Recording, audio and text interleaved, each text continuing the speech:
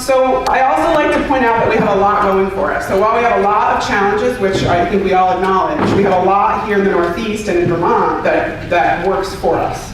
We talked about innovation, we talked about education, we talked about persistence, I called it perseverance.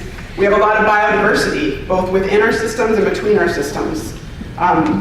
We have a lot of diversity of types of farms. We here in Vermont have a role for perennials 9 times out of 10. When we go to these national conferences in Illinois and Indiana, and we talk about soil health, I hear those farmers get up and say, gosh, we just had livestock and manure. And if we had a market or a use for a perennial crop like alfalfa or hay, everything would be perfect. And I just sit in that audience and I think, well, we have all that already.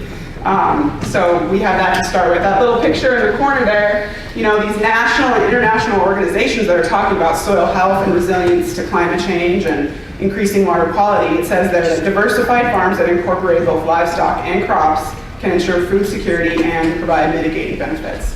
So we're there. We have all that already going for us. I think manure is a huge plus. It obviously is a risk if we don't deal with it appropriately, but that's true of everything we do every day.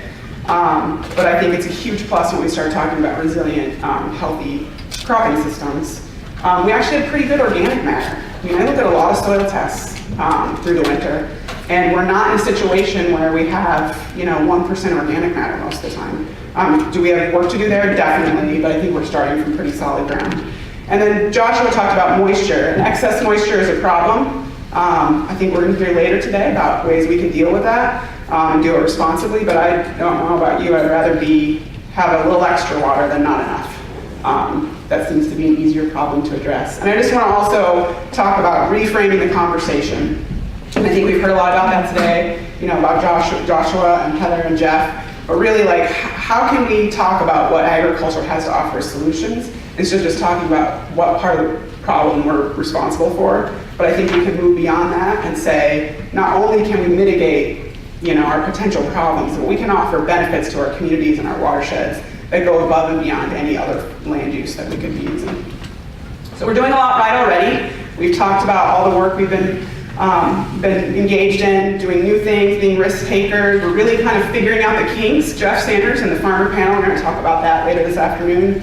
We're really looking at equipment and how to make that work well for us, and we have a lot of good local data. So Heather shared just one slide, but obviously we have tons and tons more where that came from. So we're doing that research here on real farms, on research farms, on our soils and with our farmers. I think that's really important. It's been impactful.